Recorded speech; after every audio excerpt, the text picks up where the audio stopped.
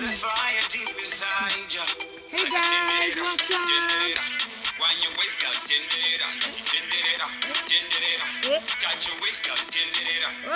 up?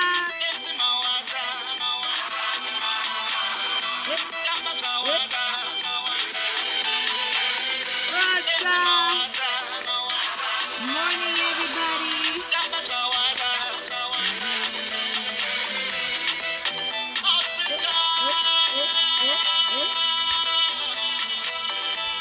Morning. Please come through, come through.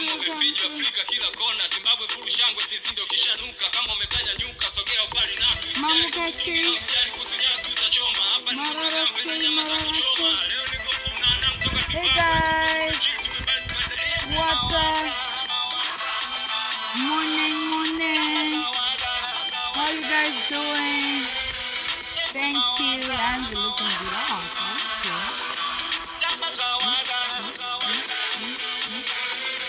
Marara say, wait. Thank you. Oh yeah. Thank you so much. Mama say good name. Marara say you could be back with me. Kadanzi ke munhu ari kunyatsolambaswa maibata.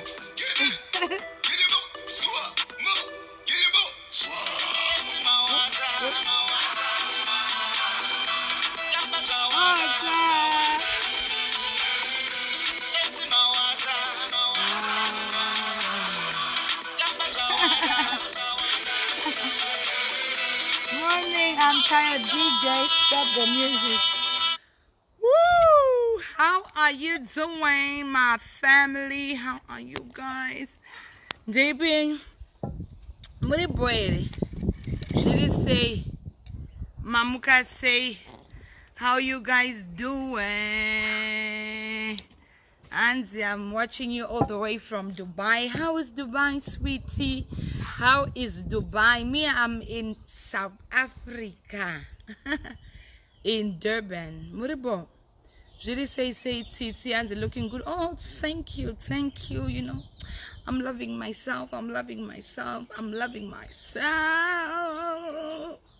How are you guys doing? So just a quick one. Nasi kapana jiruitika.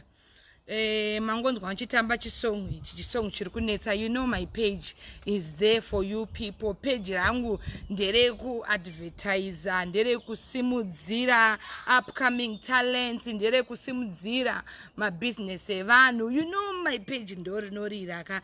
Page rangu rinoitwa zvese. So today, this morning, nangoti let me pop in and talk to my people. Pane zvatukuda kutaura. This face anonzi Mr. Mawaza mandinzwa ndichiplaya chisong chawe ichi hanzi dance to Mawaza. Mr. Mawaza ava hanzi ndere ku Cape Town. Koma vanetsa pa Cape Town makambona ndakamboshare imwe song yavo inonzi Kim weku London aivabira mari here.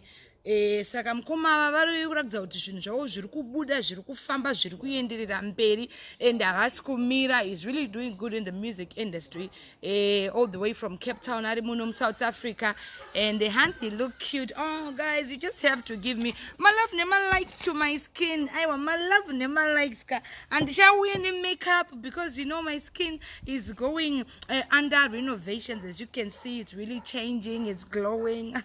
My love nema likes nema stars. If you can see the glow, no, if you're not seeing the glow, it's okay, but if you can see the glow, chingukanda my love nema likes nguta Mai Tt, your skin is changing. And thanks so much to Dr. Heudu vakaita kuti skin yangu iite zvakanaka ende iri kuramba ichingoenderera ichibuda slowly. We take it slowly but surely, and it's a process, but I'm grateful and I'm happy with the changes. So thank you so much. Thank you so much for your comments. Kana makeup mazano atisinganyoifarira, tikunoda kugara tiri natural kuti glow inyatsobuda, plus glow yacho kana ikasangana nelambasti unobvonyatsoita rimwe ziku glow rimwe riera. So we are here to talk about Mr. Mawaza ndo vari kuda kutaura nezvavo mangwanani anoda kuti muvateerere musabve teererai mufesto yakanyanya aripo pacape town munogara muchingotaura kuti aiwa vanhu vane matalenti vanhu havadi kusimudzirana isusu tiripo pakusimudzira vanhu nekukurudzira kana chakanaka chinhu chakaita sei chakanaka ngachikurudzirwe hanti munozviona thank you so much thank you for the stars seeing masters ari kungonaya zvakanaka saka thank you so much guys mwari aitire zvakanaka saka tida kutaura nezvamr mawaza ava nealbum yavo vakamboburitsa last time song yavo yekuti Kim London yakambobuda ikamboitwa video yachona panapa papage panapa and then vakati ndichadzoka nealbum saka vadzoka zvakare nealbum yavo yakakwana saka we're just going to give him a quick call kuti afone ataure mumubate imimi vari muSouth Africa ndo mamusicians enyu emuSouth Africa iwayo handiti ngatikurudziranei ngatisimudziranei saka we're just going to do a quick call munzwe mufesi yeyu Mr Mawaza I have to call this person back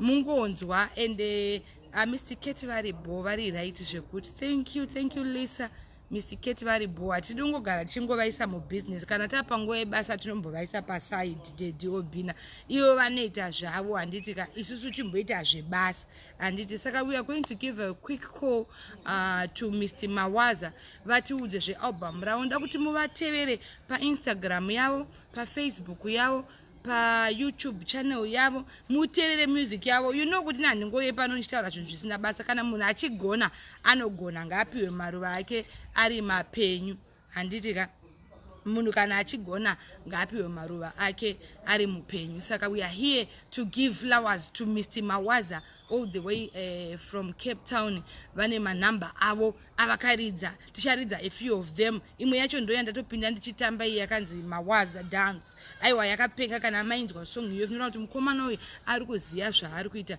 so we are going to play some of his songs a few of his songs and then we are going to do a quick call and talk to him tinzwe kuti ari kurongei ane mashows akatirongera babe can you please call that number for me so that we speak to this guy mungozvinzwira thank you so much so very much as I'm about to leave South Africa my manje I'll be back home in Zimbabwe but I truly had a great time here saka I just want you guys to listen to this Mr Mawaza zvavakakurongerai hello Mr Mawaza muri sei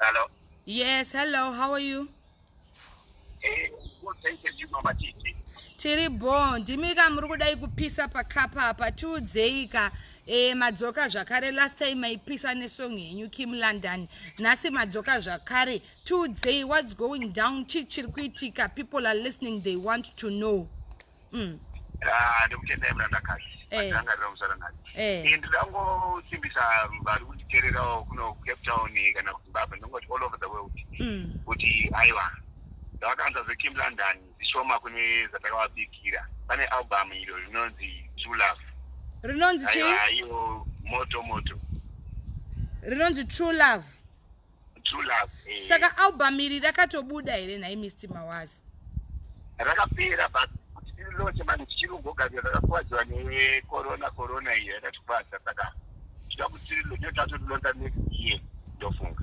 handiti ka saka muri kurilonchera kuCape Town kuno paNew Africa Entertainment ndo patenge tiri hatikuvimbisa mapirate handiti ka chokwadi aiwa ngazvikudzwe saka manje rine masongs mangani album renyu iri iyo rine 6 matracks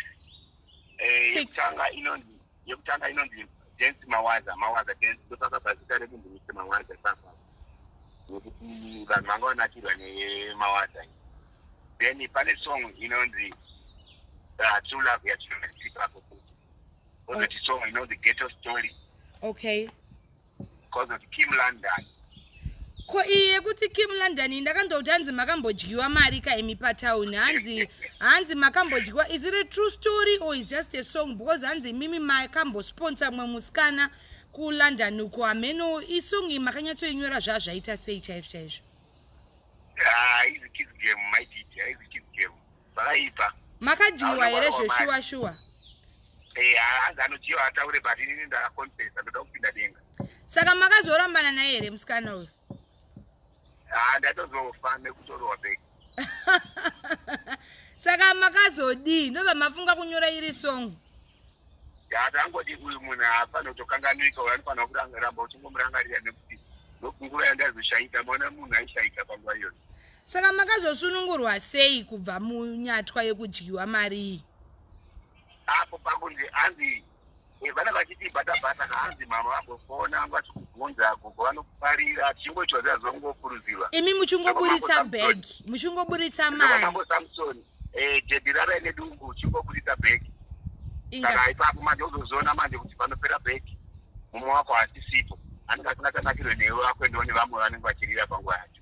Shame. At least akakupa isimba akakuinspire. And in every situation you always come out with a story. So she actually inspired you to sing ku song yo, and song yo yakatoita hit isusu tikatoiona tikatoitevera tikatoiterera ana Mai Tt.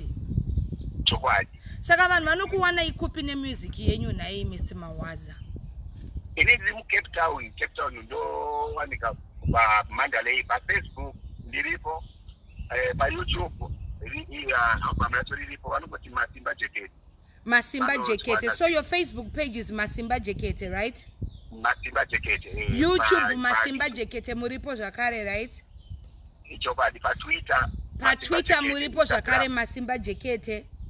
Instagram Jekete Masimba. Instagram Jekete Masimba. Guys, please follow this guy on Instagram, Facebook, YouTube. Aripo pese anima songs ake anonakidza. So right now, Jaku drop a Masimba Timbo player maybe 2 of your songs so that people get to know kuti tikutaura nezvaani anoita nezvei, because imwe ku play, I'm sure people don't really know it. I know the famous song that people know is Kim weku London. Saka ndo yandukuda ku player, and then people, if you like this guy, go run, subscribe, like his page, his YouTube channel, his Instagram, follow him. Ku Cape Town my shows and starting from next year he's going to launch his album.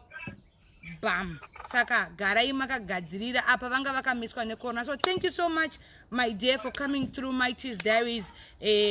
Hope tinoonana zvakare patinodzoka ku Cape Town, and hopefully paunoloncha album rako ndinenge ndiripo kainini MC. Ndizvo zvitori kuprogram redu izvozvo. Iri boss. Saka thank you so much my darling. Have a great day, hey.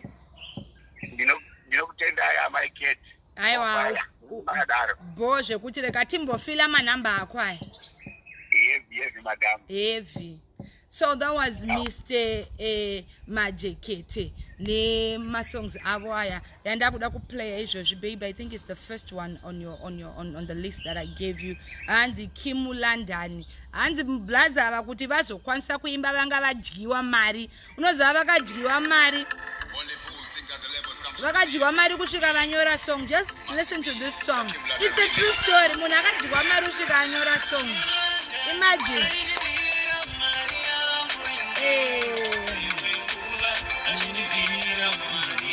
And I sure most of you know the song called video yacho yaimbo play pa ZBC yanga iri everywhere. Saka I know you know this song. This is the guy that we were talking to just now. Masimba Jekete. Yes, Kiera. Anonde Masimba Jekete. Go and subscribe, like his YouTube channel, his Facebook. Rega tombo tamba, but what's this song? You know tombo that tamba. I need to dance to this song.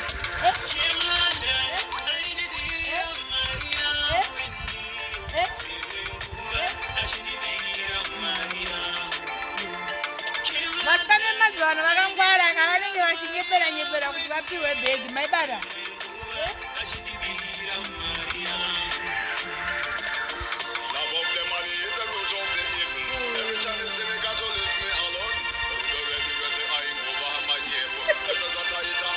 Nati ndakaneta handizi mumudi yekunyatotamba, munongoziva too much lambasiromova. Saka we just do it the simple way maibada.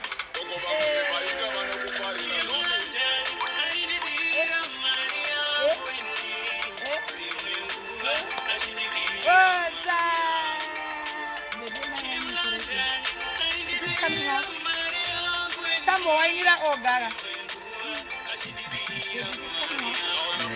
Am I talking? Should I talk? Guys, go like, subscribe on his YouTube channel and on his Facebook page and on Instagram. That was Masimba Jekete for you. Stop this system. It's me talking. This is not Oga. Leave Oga out. Oga is not a socialite. And people always make noise. Where is Oga? Where is Oga? Oga, this is social media. Guys, I love you. I have to go. God bless you. Go like, subscribe, Facebook. I will share my songs like in Chamakanda Ipopa page. Have a good day.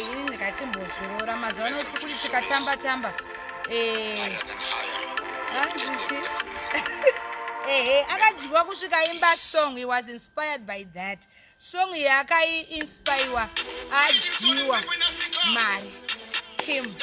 There is another one.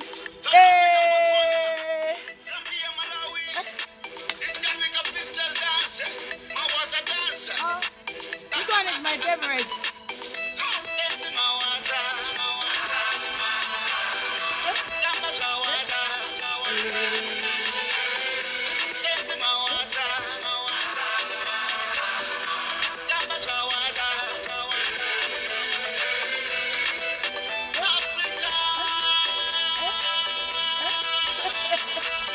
Guys, bye. So, Tamba, have a good day. Sure.